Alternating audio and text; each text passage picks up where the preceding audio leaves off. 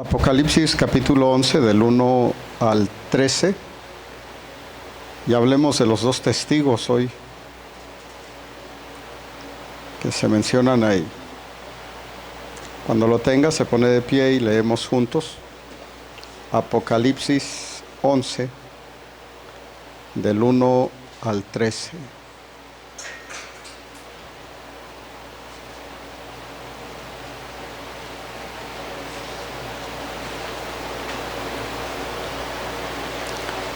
Creo que ya lo tienen.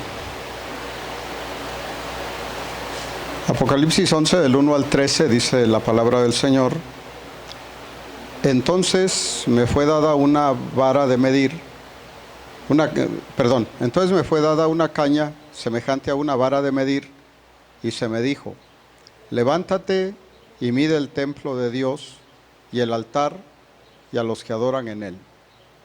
Pero el patio que está fuera del templo déjalo aparte y no lo midas, porque ha sido entregado a los gentiles, y ellos hollarán la ciudad santa 42 meses. Y daré a mis dos testigos que profeticen por 1260 días, vestidos de cilicio. Estos testigos son los dos olivos y los dos candeleros que están en pie delante del Dios de toda la tierra. Si alguno quiere dañarlos, sale fuego de la boca de ellos y devora a sus enemigos. Y si alguno quiere hacerles daño, debe morir él de la misma manera. Estos tienen poder para cerrar el cielo, a fin de que no llueva en los días de su profecía, y tienen poder sobre las aguas para convertirlas en sangre, y para herir la tierra con toda plaga cuantas veces quieran.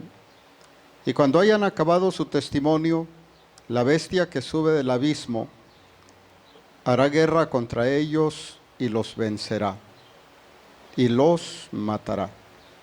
Y sus cadáveres estarán en la plaza de la grande ciudad, que en sentido espiritual se llama Sodoma y Egipto, donde también nuestro Señor fue crucificado.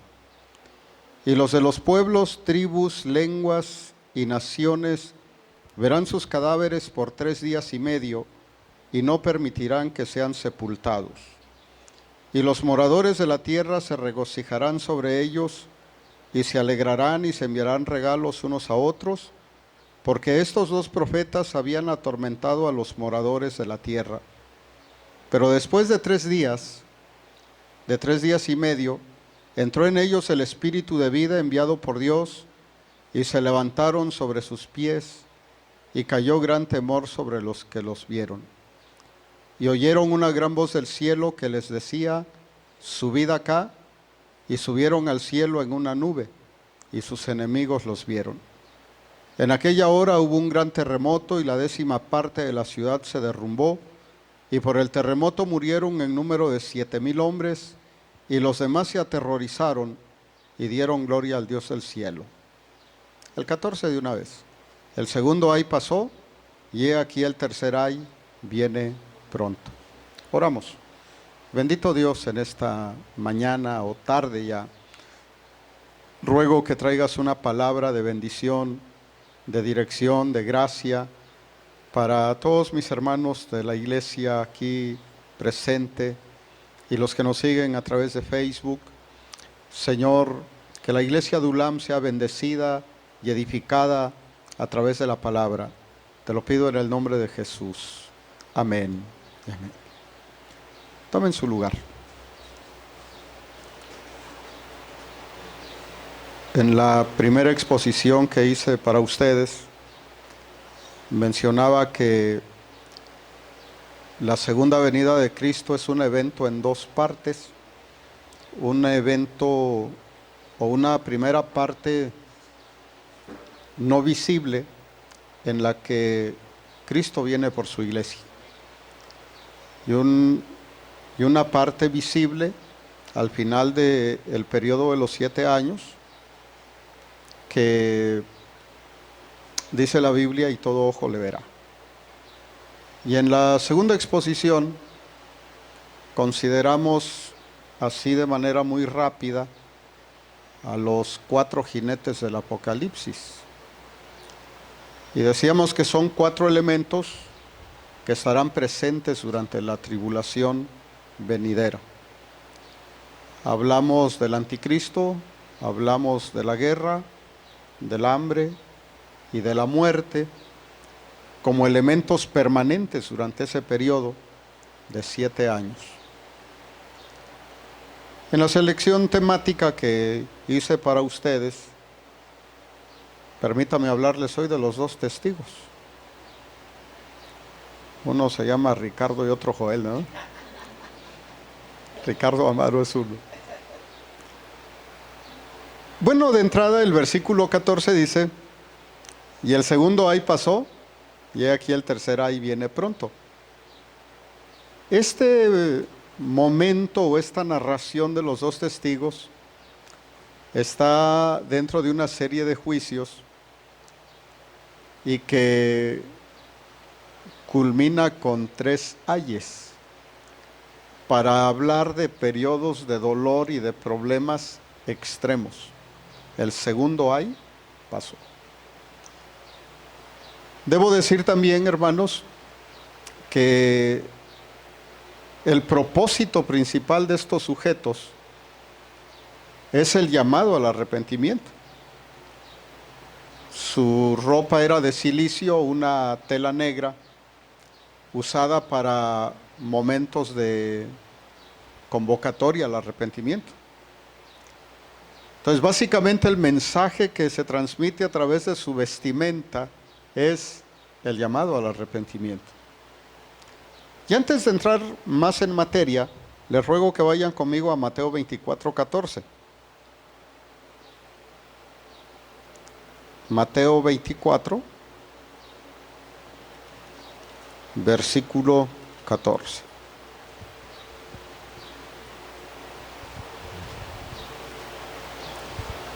Aquí hay un versículo que a veces lo usan para una aplicación misionológica, es decir, que se tiene el compromiso misional de predicar en el mundo entero, y está bien, no pecamos al usarlo.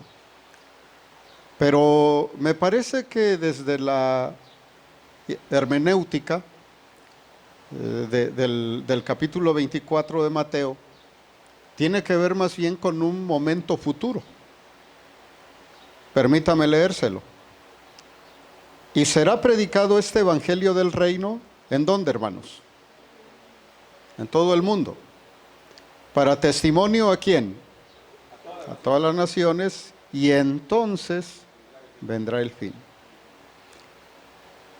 Cuando la iglesia sea levantada, hermanos, arrebatada y entre el periodo de la tribulación, habrá una amplia predicación del evangelio en el mundo entero.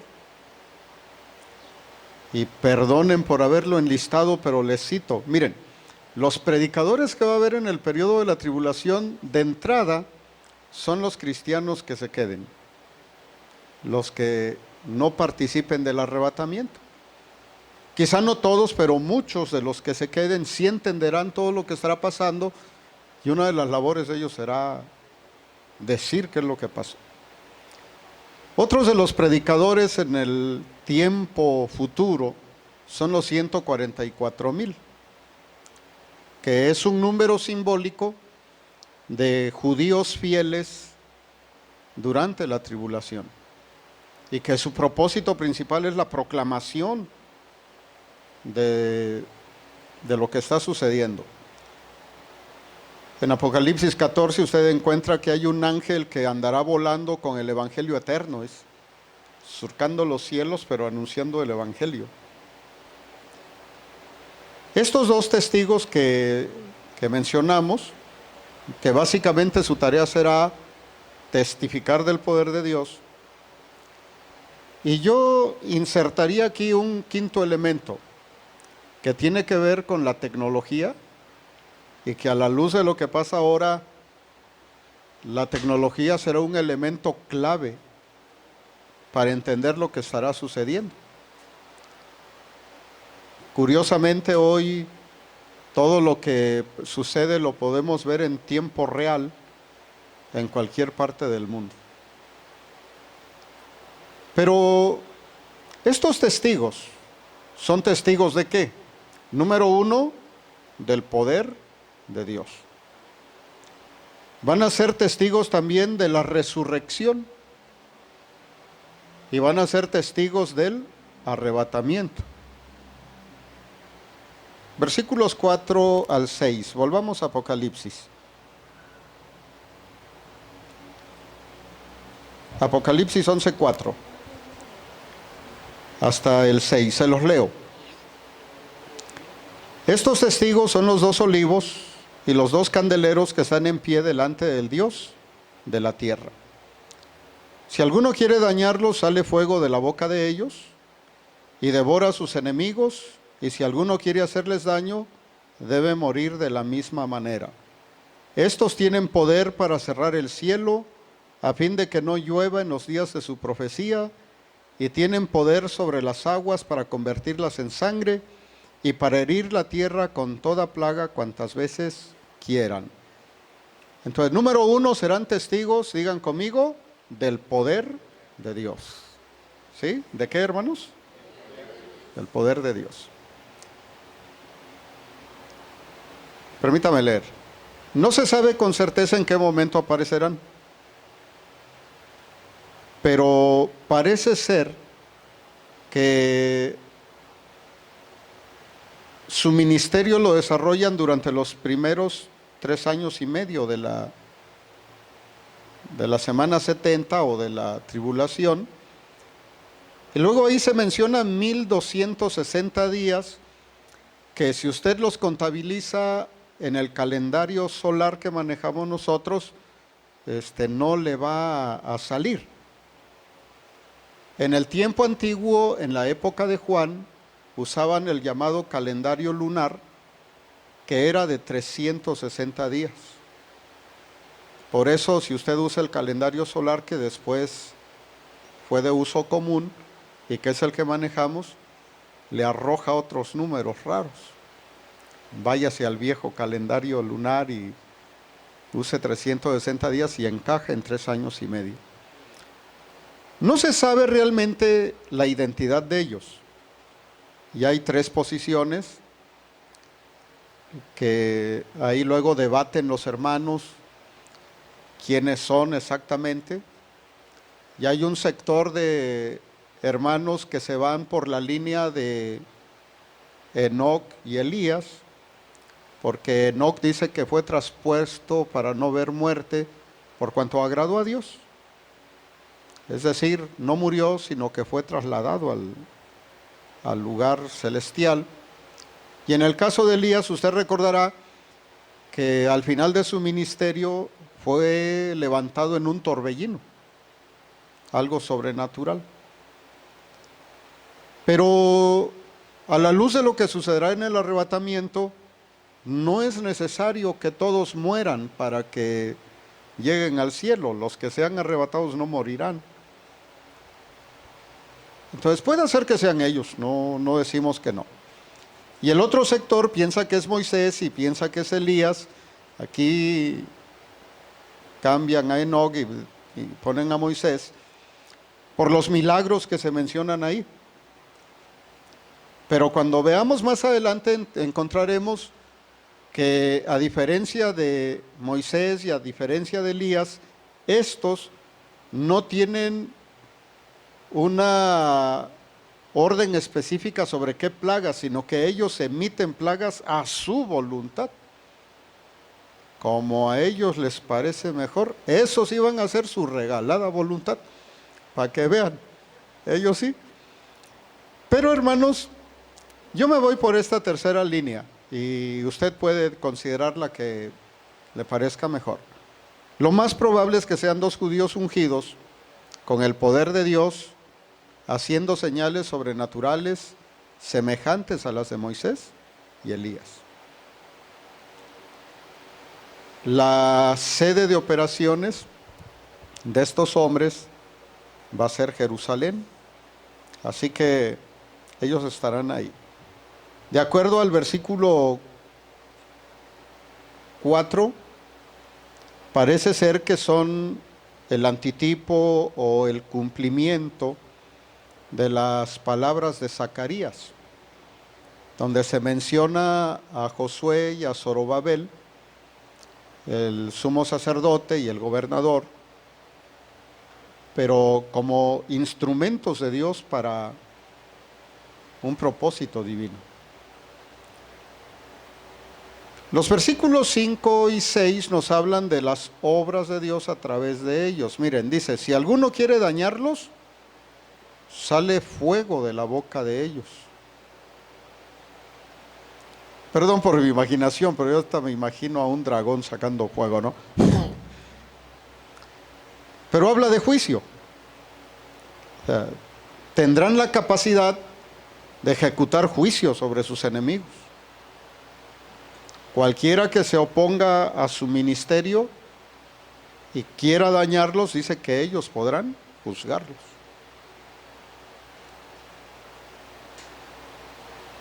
Si alguno quiere hacerles daños, debe morir él de la misma manera. Es decir, lo que la gente piense hacerles, eso les caerá a ellos. Y los que venimos de una época por ahí de los 90s, recordarán que luego jugábamos a las botellitas y decíamos, botellita de Jerez, todo lo que diga será al revés. Botellita de arroz, todo lo que me diga será para los dos. Así va a ser aquí. Lo que quieran hacerle, eso les sucederá a ellos. O sea que para su mal nomás van a pensar, ¿no?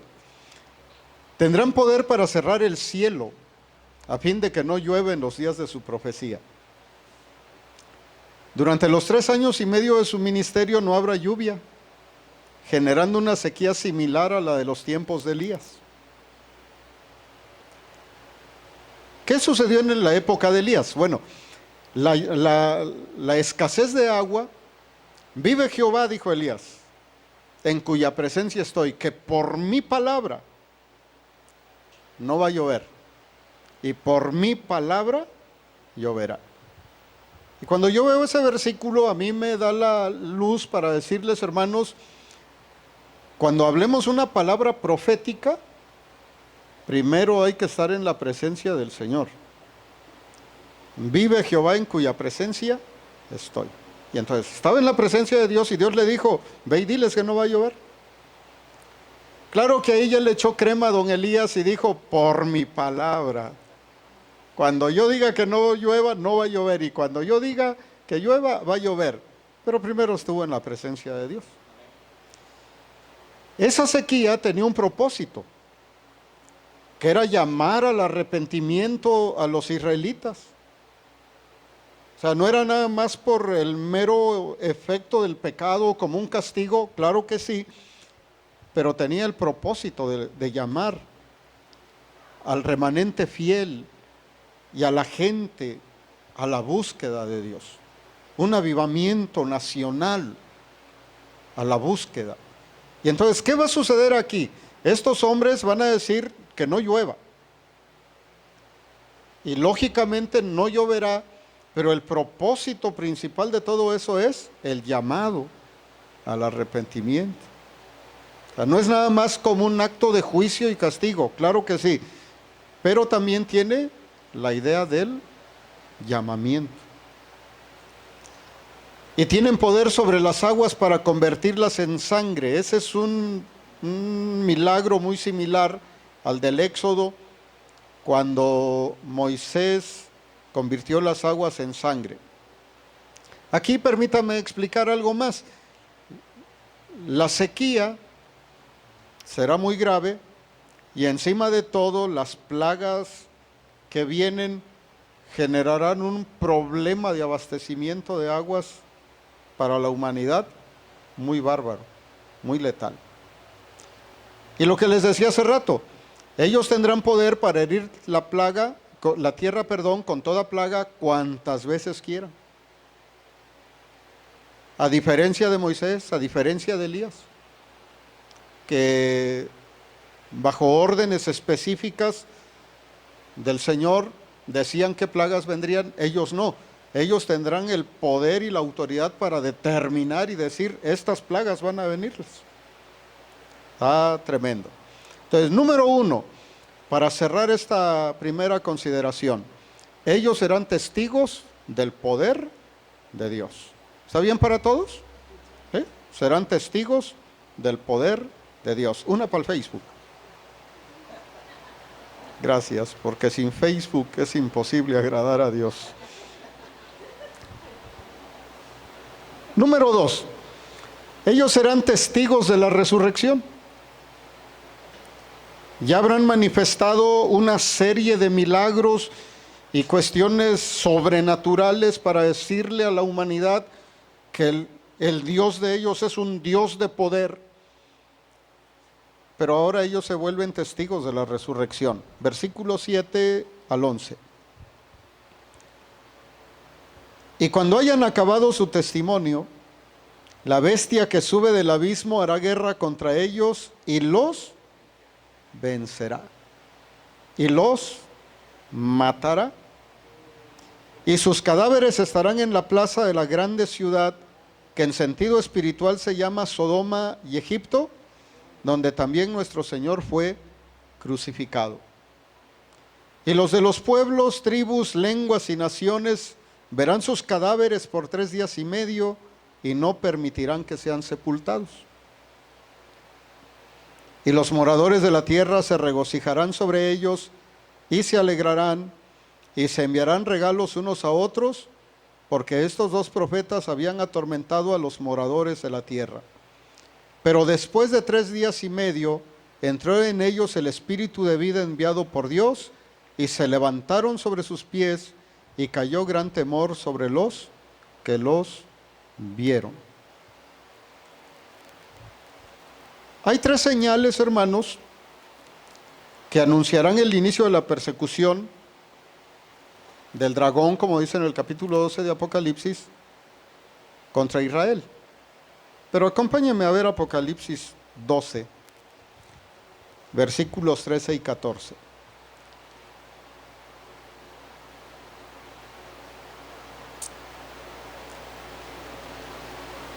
Y cuando vio el dragón que había sido arrojado a la tierra, persiguió a la mujer que había dado a luz al hijo varón, y se le dieron a la mujer las 2 alas de la gran águila, para que volase delante de la serpiente al desierto, a su lugar, donde es sustentada por un tiempo y tiempos y la mitad de un tiempo.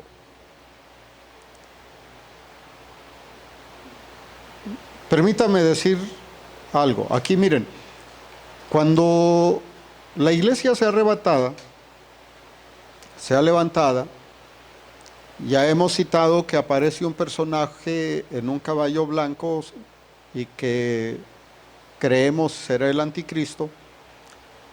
Se firmará un pacto de paz. Y es ahí cuando se va a cumplir lo que dice la primera carta a los tesalonicenses en el capítulo 5. Acerca de los tiempos y de las ocasiones no tienen necesidad de que yo les explique. Y sigue hablando el apóstol ahí, pero llega el momento en el que dice, cuando digan paz y seguridad, les vendrá destrucción repentina. Primera de Tesalonicenses 5, del 1 al 3. ¿Se lo encuentra ahí? ¿Qué va a suceder? Cuando se firme el tratado, lo que sucederá es que habrá una paz entre Israel y las naciones que están en conflicto con ellos. Pero a la mitad de los 7 años se rompe ese pacto y entonces se cumple exactamente. Cuando estén más tranquilos, más en paz aparentemente, les vendrá lo que no esperan. Cuando digan paz y seguridad, les vendrá destrucción. Pero también debemos recordar que a la mitad de la tribulación hay una persecución directa del infierno. Aquí habla del dragón, o sea, de Satanás mismo contra Israel. Entonces se cumple la palabra que la paz y la seguridad se les acaba y la destrucción le viene.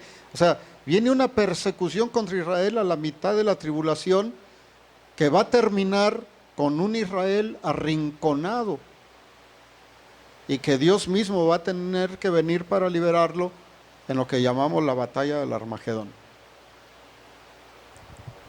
Hay 3 señales inconfundibles que iniciarán esta persecución del dragón contra Israel, y la primera señal es la muerte de estos 2 testigos.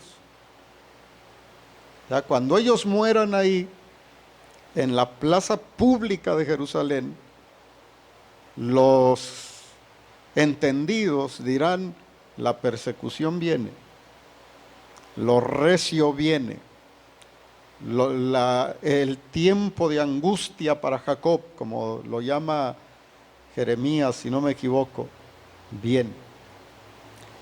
Pero también hay otra señal que en su momento podemos explicarla con calma: la invasión de Gog y Magog, que no es otra cosa más que Rusia encabezando a la Federación del Norte, vendrá contra Israel, y que de acuerdo a lo que profetiza Ezequiel 38 y 39, Dios va a tener que intervenir y todo aquel ejército será derrotado sobrenaturalmente en las montañas de Israel. Dice Ezequiel que por 7 meses estarán recogiendo los cadáveres. O sea, va a ser una guerra entre Dios y este ejército o esta federación tan sobrenatural, tan espectacular, que por 7 meses. Y finalmente, pues la abominación desoladora, o sea, cuando se rompe el pacto,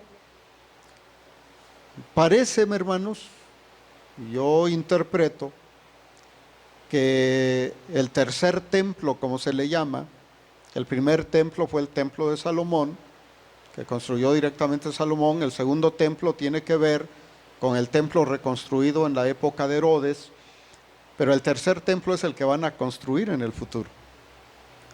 Entonces yo interpreto, hermanos, que cuando se firma el pacto se inicia la construcción del templo. A los 3 años y medio, cuando el pueblo de Israel está en Jerusalén para celebrar, para inaugurar el templo, lo más probable es que uno de los invitados de honor sea este hombre que les ayudó a firmar el pacto de paz, y en el momento más espectacular y más visible de la gran fiesta de inauguración, él se suba al templo y diga: señores, yo soy Dios. Y entonces se arma la catástrofe. Habrá una aparente derrota sobre los siervos de Dios al ser asesinados públicamente por la bestia que sube del abismo.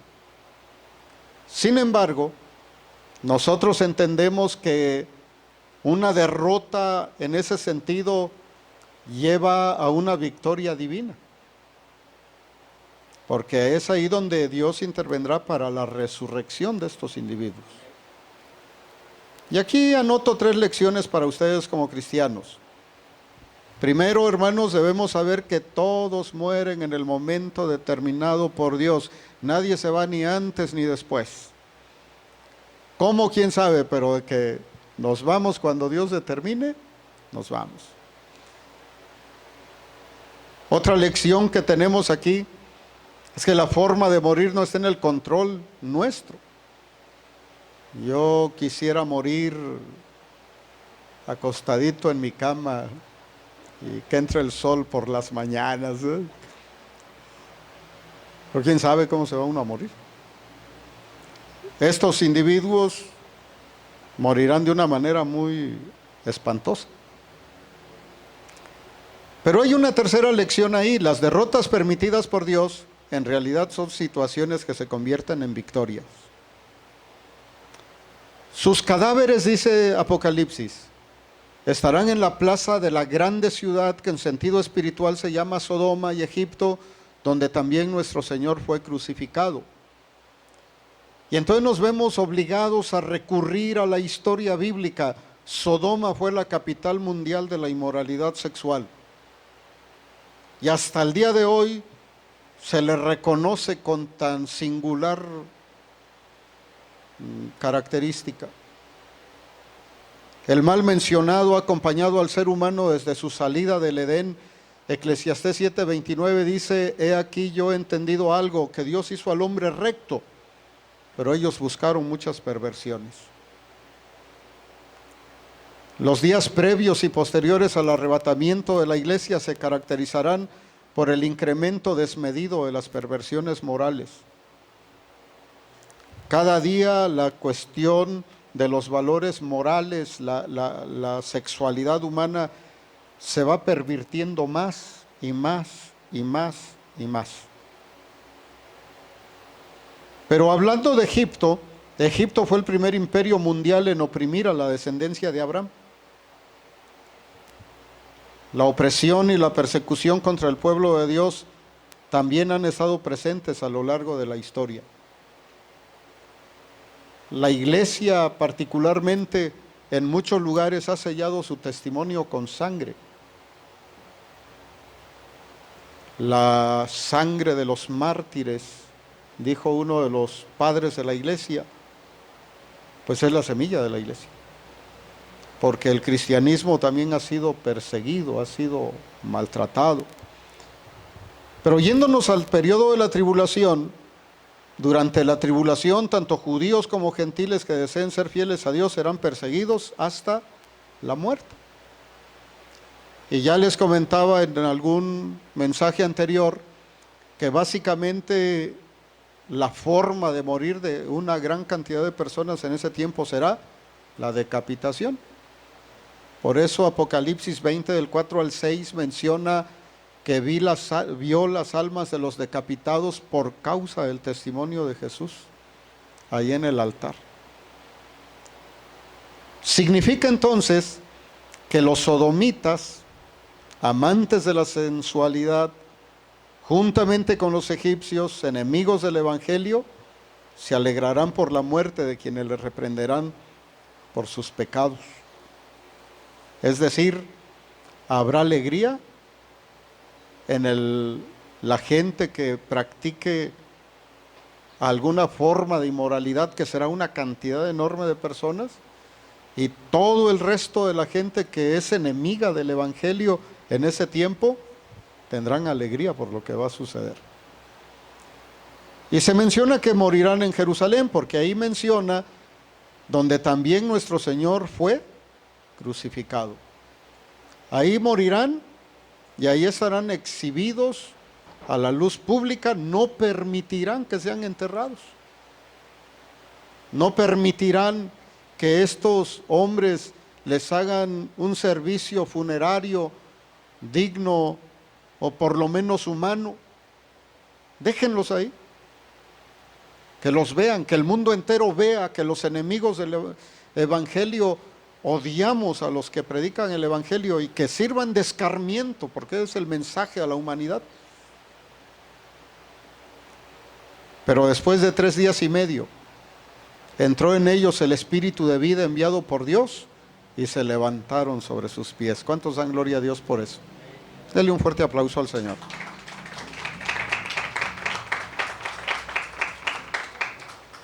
En la teología evangélica creemos que el hombre está constituido de cuerpo, alma y espíritu. Una tricotomía. Y si lo queremos simplificar, hablaríamos de una dicotomía. El hombre es material, pero también es espiritual. Y cuando hablamos del espíritu de vida, hablamos del don de Dios o el regalo de la vida. Cuando una persona muere físicamente, su alma sigue consciente, como ya lo hemos citado en otro momento, pero el aliento de vida vuelve a Dios, dice Eclesiastés, y el cuerpo es el que se va a la tierra y se lo comen los gusanos. Tal como en el caso de Lázaro, se mostrará la soberanía de Dios sobre las leyes naturales, pues ya en el avanzado proceso de descomposición, los cuerpos serán restaurados a la vida y se levantarán sobre sus pies. El caso de Lázaro Es muy singular, mis hermanos, porque primer día, pues posiblemente resucitaría en la mentalidad judía, ¿no? Posiblemente estaba jugándole al muertito. Segundo día, pues todavía habría una posibilidad de que resucitara, o que estuviese enfermo, o algún hechizo, o qué sé yo. Tercer día, pero el cuarto día significaba que este sí de verdad ya estaba muerto. O sea, había elementos supersticiosos en ese asunto. Hace 4 días que está muerto. ¿Qué estaba diciendo Marta? ¿Qué estaba diciendo María? Ya pasó el primer día que teníamos esperanza, el segundo también, el tercero también, pero hoy sabemos por derecho que está muerto, que ya está frito. Y entonces yo creo que tiene el mismo sentido aquí al decir que después de 3 días y medio, o sea, ya pasó el tiempo en el que posiblemente estuviesen desmayados o en estado de coma, están muertos. Pero después de 3 días y medio, o sea, cuando ya la gente está segura que estos están muertos, entonces viene el espíritu de vida enviado por Dios y los levanta. Ah, tremendo, ¿no? Y cayó gran temor sobre los que los vieron. Saben, hermanos, que después de la alegría que vivirán temporalmente, volverá a caer el miedo sobre los moradores de la tierra, porque con las plagas y señales que ellos hacían, aunque el llamado es al arrepentimiento, los juicios eran tan terribles o serán tan terribles que al morir ellos hasta se enviarán regalos unos a otros. La alegría de la muerte, pero al resucitar vuelve a caer el miedo sobre los moradores de la humanidad, de la tierra, perdón. Entonces, número 1, para hacer un recuentito y avanzar, estos hombres serán testigos, número 1, del poder de Dios. Con las plagas y todo lo que harán, lo que le dirán a la humanidad, el Dios de los cristianos, el Dios de Israel, es un Dios de poder. Pero también serán testigos entonces de la resurrección.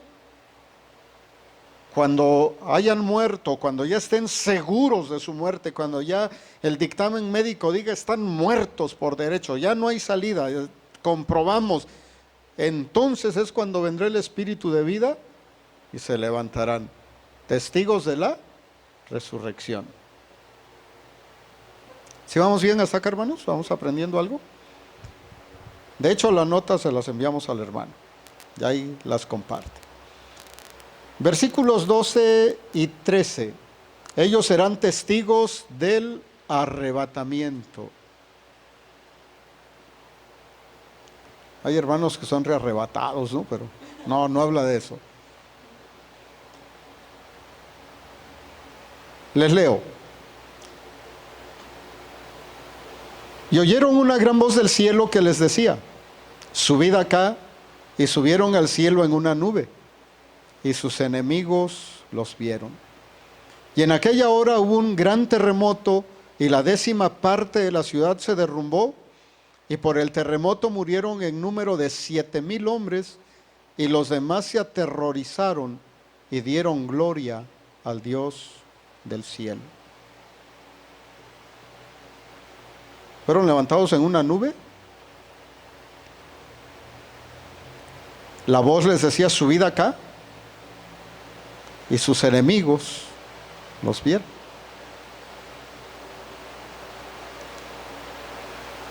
Anoté aquí, e insisto, usted tiene las notas, las tendrá ahí a la mano. Ahora la ventaja de lo digital es que no hay que ir a la copiadora. Hay por lo menos 5 casos de personas trasladadas al cielo. Primero, Enoc, en el capítulo 5, versículos 21 al 24 de Génesis, antes de que la ley fuese dada, ya en el principio de los tiempos, fue trasladado, dice, por haber agradado a Dios. No vio la muerte. Se ha citado Elías, y lo volvemos a citar aquí, durante el tiempo de la ley. Usted encuentra la referencia en el segundo libro de los Reyes, capítulo 2, del 1 al 12, en el viaje final que hace con Eliseo para supervisar los centros educativos de Israel, las escuelas de profetas. Y es ahí cuando Eliseo dice: dame una doble porción de tu espíritu. Y espero que no rompa su doctrina y su teología. Hay una gran cantidad de creyentes que está bien, no vamos a decir que esté mal, que opina que Eliseo hizo una cantidad doble de milagros, pero a la luz de lo que dice Deuteronomio entendemos que la doble porción era la herencia que se le dejaba al primogénito de la familia. Lo que estaba diciendo Eliseo es: lo que Dios está haciendo a través de ti, a través de tu ministerio, yo lo quiero. Quiero continuar lo que tú estás haciendo. Y el avivamiento nacional de Elías continuó a través de Eliseo. Hablaríamos de Jesús. En Hechos 1, 9 al 11 dice que de repente empezó a subir: varones galileos, ¿qué hacen mirando al cielo? Este mismo Jesús que ha sido llevado al cielo, así como le han visto ir, así vendrá. El apóstol Juan, en el capítulo 4 de Apocalipsis, hubo una voz similar a esta que le dijo: sube acá. Entonces se interpreta o se entiende que fue llevado al cielo para ver todo lo que estaba viendo. Y los dos testigos en esa transición que habrá de la gracia al tiempo teocrático, que son los versículos que estamos leyendo. Pero quisiera aplicarlo de manera rápida también a la vida de la iglesia. Miren, hermanos, yo invito a todos, animo a todos a que preparemos nuestra vida para la venida del Señor. Santiago dice que seamos pacientes y que velemos porque la venida del Señor está cerca. Y lo dice en el contexto de los sufrimientos humanos, no que todo el tiempo esté sufriendo ni que queramos que todo el tiempo le vaya mal, pero de repente ser un cristiano fiel no es tan fácil. Es difícil a veces permanecer y mantenerse en la fe, pero dice Santiago: tened como ejemplo de paciencia al justo Job. Cómo pasó por una serie de circunstancias complicadas, difíciles, pero al final vio que la mano de Dios es misericordiosa, que Dios es clemente, es compasivo. Sean pacientes hasta la venida del Señor. No se alejen de los caminos del Señor. No se vayan de Adulam. Al contrario, tráiganse otros 4 o 5 cada día. A las hermanas les doy un consejo: cuando el joven no quiera venir, dígale que aquí en Adulam hay chicas guapas. De volada van a venirse para acá.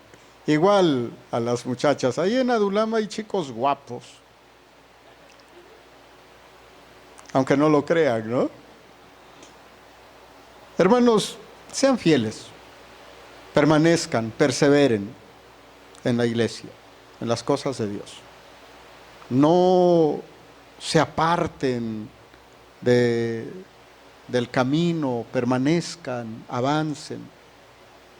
La venida del Señor, no sabemos el día ni la hora, solamente debemos estar preparados. Y así rapidito les menciono que el arrebatamiento, de acuerdo a Filipenses 3, 20 y 21, será con un cuerpo glorificado. Dice Pablo ahí que el Señor transformará el cuerpo de la humillación nuestra y será semejante al cuerpo de la gloria suya, un cuerpo glorificado. Será para estar con el Señor y así estaremos para siempre con el Señor, dicen Tesalonicenses. Será el inicio de la primera resurrección que, si me tienen paciencia, pues hablaremos de la primera resurrección. Pero bienaventurado y santo el que tiene parte en la primera resurrección, la segunda muerte ya no tendrá potestad sobre estos. Y además de eso, como un plus, serán sacerdotes de Dios y de Cristo, y reinaremos con Él por 1000 años. Aquí hay fenómenos inmediatos a la ascensión de los dos testigos. Se levantan, y en aquella hora hubo un gran terremoto y la 10ª parte de la ciudad se derrumbó. Habrá 2 terremotos en Jerusalén. El primero es aquí, a la mitad de la tribulación, cuando una parte de la ciudad, una 10ª parte, dice ahí, será derribada. Y la otra parte será al final de la tribulación, cuando venga el sacudimiento pleno. De hecho, cuando usted lea la serie de copas, que son la tercera serie de juicios, la cereza del pastel para los juicios en ese tiempo será un terremoto de una escala tan fuerte que todas las ciudades del mundo caerán. Todas las ciudades. O sea, no habrá ciudad en el mundo que se mantenga en pie. Todas caerán. Y por si acaso hay alguno por ahí que necesita un garrotazo, dice que caerán granizos del cielo. Así que hay que pensarlo. Y luego, por el terremoto morirán, dice, un número de 7,000 personas. Es un número simbólico para hablar de un número alto de personas que morirán, sobre todo en la ciudad de Jerusalén. Y los demás se aterrorizaron y dieron gloria al Dios del cielo. No se imagine usted que se arrepintieron de sus pecados y pidieron perdón. Simplemente se va a repetir la actitud de mucha gente a través de la historia y el periodo de la tribulación, que reconocerán el poder de Dios, pero no se arrepentirán. O sea, todo lo que está sucediendo, dirán muchos, es obra del cielo, es obra de Dios, pero no habrá conversión, simplemente. Vamos a una nota de conclusión, a manera de resumen, y tomamos un minuto de oración para pedir al Señor que Él nos ayude. El testimonio de los 2 profetas futuros confirmará el mensaje que la iglesia proclama hoy. Nosotros hoy proclamamos el poder de Dios, predicamos del poder de Dios. El mensaje de la iglesia hoy es la resurrección. Hablamos de la resurrección de Cristo como el fundamento de nuestra fe, pero también hablamos de la esperanza de la resurrección que tenemos como creyentes. Hablamos del arrebatamiento, predicamos el arrebatamiento. El poder de Dios a través de ellos será un motivo de fortaleza a los santos de la tribulación. Su resurrección evidenciará la victoria sobre la muerte, no solo en lo físico, también en lo espiritual. Su resurrección será una voz para decirle a los habitantes de la época que hay vida en el más allá y solamente los santos de Dios pueden alcanzar la vida eterna. Su ascensión al cielo mostrará a la humanidad que la desaparición de tantas personas al inicio de estas calamidades en realidad fue el arrebatamiento que predicó la iglesia durante su estancia en la tierra. La lectura de las obras de estos singulares profetas debe motivar al creyente a vivir en la santidad del Señor. Pónganse de pie.